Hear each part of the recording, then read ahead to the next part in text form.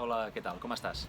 Bueno, espero que portis bé el confinament, que segueixis confinat o confinada a casa, que ho portis de la millor manera possible i que dintre del que cap, doncs això, ho puguem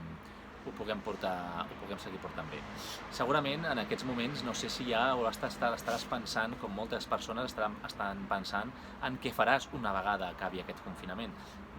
Què faràs? On aniràs? Què és el primer que faràs, no? Jo encara no ho he pensat, la veritat, però és possible que tu ho hagis fet i també és molt possible que els teus clients també ho hagin fet. I aquesta projecció de futur pot ser una molt bona oportunitat, una idea a explotar de cara a poder pensar en idees per poder vendre els teus productes, els teus serveis de cara a un futur, quan aquesta situació de normalitat arribi, o fins i tot també poder vendre ara aquests productes o serveis. Tot seguit et dono un seguit d'idees que perquè puguis aplicar o puguis mirar si encaixen o no encaixen amb el teu negoci. Una primera idea molt important o molt interessant és la de poder fer algun tipus d'enquesta. Ho pots fer en format concurs, per exemple, no? Que totes aquelles persones que responguin a aquesta enquesta accediran a un dels teus productes o un dels teus serveis una vegada el tema finalitzi. Però l'objectiu de l'enquesta del qüestionari que puguis passar és la de recollir informació. Informació sobre quin és el producte o quin és el servei que als teus clients els agradaria trobar en el teu negoci o els agradaria comprar dels que ja tens. O, per exemple, quin servei addicional els podria interessar en el que tu habitualment ofereixes. Pot ser una manera, a partir de preguntes tancades, d'opcions, que tu, evidentment, puguis saber que ho pots oferir, que no sigui una carta als Reis dels clients, puguis tenir una idea de què és el que pots oferir una vegada això acabi i dissenyar el que seria una oferta killer, una oferta irresistible pel teu client en la que recullis d'alguna manera, puguis recollir aquestes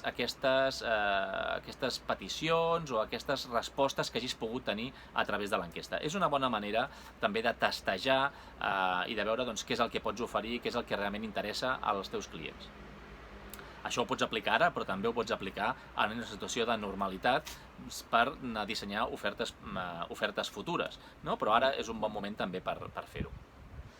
Una segona idea que també pots aplicar, que és ja no pensant a vendre de cara al futur, sinó potser començar a vendre ara, encara que el teu producte o el teu servei no sigui de primera necessitat.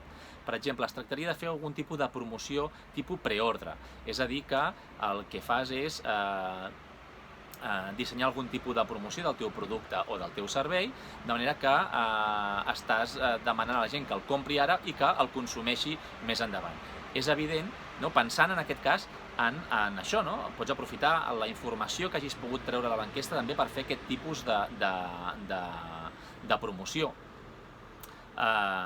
És evident que potser aquest servei o aquest producte, si no és de primera necessitat, ara la gent no el vulgui comprar i que és una cosa que pugui comprar de cara al futur, però és evident que si l'ha de comprar ara, també ho ha de comprar ara a un preu diferent, segurament rebaixat, donada la situació en la que ens trobem.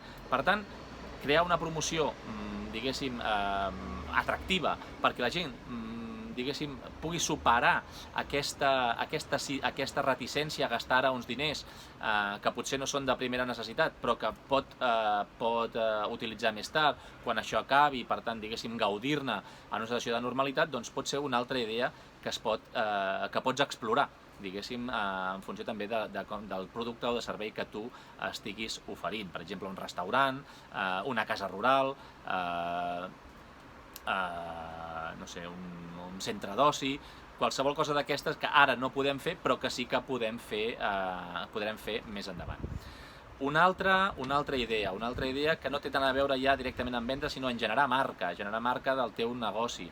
Per exemple, estem veient ja concursos d'alguns petits negocis, de negocis locals, que estan demanant als seus clients que comparteixin fotos o comparteixin moments del seu confinament i que tots els que comparteixin aquestes fotos en les seves xarxes socials o utilitzant algun tipus de hashtag o etiqueta concreta, entren en un concurs d'un producte o un servei determinat que podran gaudir en el moment en què això acabi. És una manera de viralitzar la pròpia marca, el propi perfil, i això és una cosa que pot ser interessant també, no?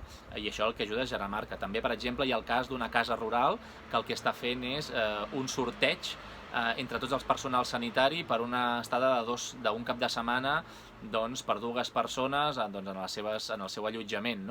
És una manera també d'empatitzar, en aquest cas, vincular-se al personal sanitari, que és un dels personals que ho està fent, que està fent tot el possible i que els anomenem que són els herois en aquests moments, premiar aquest esforç que estan fent i al mateix temps generar aquesta marca de solidaritat i d'empatia amb aquest col·lectiu. Després, una quarta idea. En aquest cas, perdoneu, que els tinc aquí anotades algunes coses, en el cas d'aquells negocis que venen productes de primera necessitat i que estan venent actualment i que s'estan trobant en una situació molt curiosa i que val la pena aprofitar si és el cas en el que et trobes. Per exemple, negocis que estan veient que els arriben clients que fins ara no havien vingut a comprar i que els expliquen o bé perquè no volen fer cua al supermercat o bé perquè el mercat on anaven a comprar els queda més lluny i per tant agafen aquesta alternativa, opten per aquesta alternativa d'un negoci que potser els queda més a prop o que fins ara no havien tingut en compte. Per què no aprofitar aquesta situació per poder fidelitzar aquests clients, per poder, per exemple, agafar les dades d'aquests clients o poder fer algun tipus de concurs, promoció, algun tipus d'acció que d'alguna manera els transmeti aquesta idea de premiar-los per la confiança que han tingut durant aquesta situació de crisi i premiar-los també de cara al futur, quan aquesta situació hagi acabat. Per tant, és una altra manera de promocionar que la gent vingui a comprar, de promocionar les vendes en el teu propi negoci, però al mateix temps també oferint com a contrapartida o agraint aquesta confiança en aquests negocis.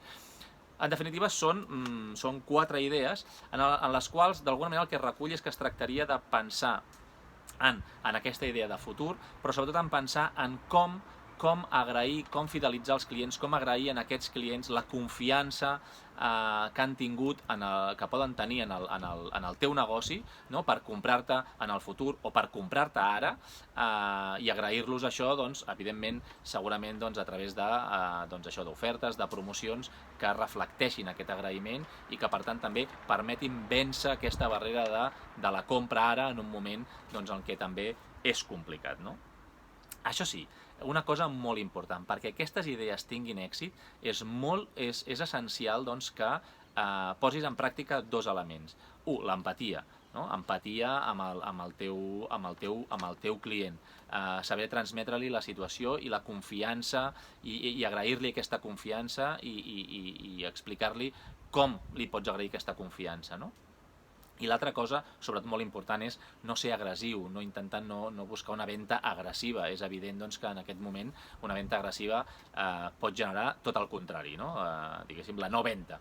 Per tant, com diuen ara, normalment es parla de que la millor manera de vendre és no vendre, i ara encara segurament amb molt més motiu hem d'aplicar aquesta lògica. Aquestes són algunes idees, segurament en pots tenir més, però i agrairé que, si vols, les pots compartir aquí sota en els comentaris, sense problema, i segurament tots ens podem enriquir de la informació que puguem anar compartint. Bé, espero que et puguin ser útils aquestes idees i t'envio una forta abraçada i cuida't.